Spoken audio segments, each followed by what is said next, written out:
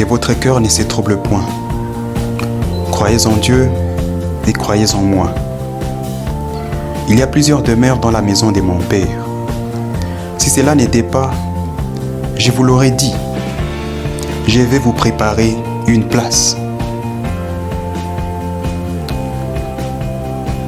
Il s'agit ici d'un moment pénible dans la vie des disciples. Les disciples se sont tellement attachés à Christ qu'ils ne peuvent plus se passer de lui. Cependant, Christ doit retourner auprès du Père afin de pouvoir envoyer l'Esprit de vérité et le Consolateur. Et Christ, étant conscient que les disciples sont déjà troublés, il va essayer de leur remonter le moral en leur disant, écoutez, que votre cœur ne se trouble point. Faites confiance à Dieu, faites-moi confiance aussi. Mais cela n'aide à rien, les disciples. Ils sont tout de même troublés, puisqu'ils posent un tas de questions à Christ. Cela dit, il y a une chose que les disciples viennent de réaliser. Tout le temps qu'ils ont passé avec Christ, c'est Christ qui faisait tout. C'est Christ qui jeûnait à leur place. Christ pourvoyait à tous leurs besoins.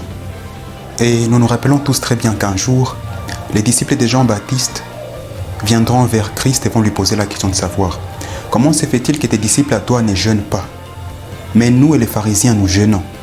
Et à Christ de leur répondre que lorsque l'époux est là, ses amis n'ont pas besoin de s'infliger quoi que ce soit. C'est-à-dire que pendant les 3 ans de ministère de Jésus-Christ, c'est Christ qui faisait tout pour ses disciples. Et les disciples se rendent compte maintenant que Christ va retourner auprès de son Père. Et se pose la question de savoir qui va maintenant pourvoir à tous nos besoins. Faudrait-il que nous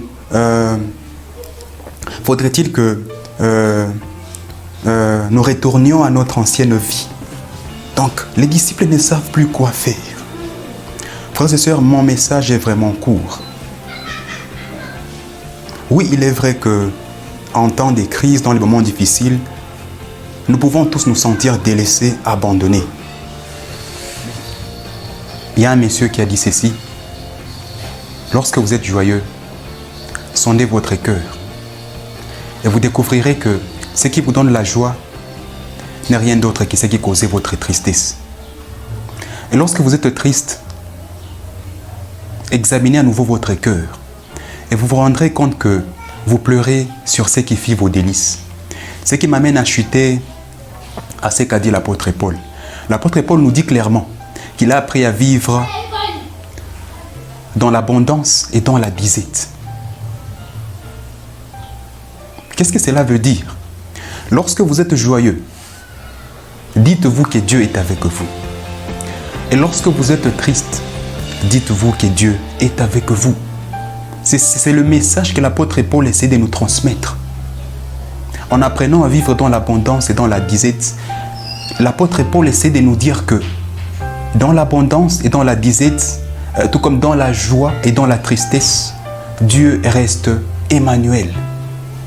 Que Dieu vous bénisse, mes frères et sœurs, abondamment.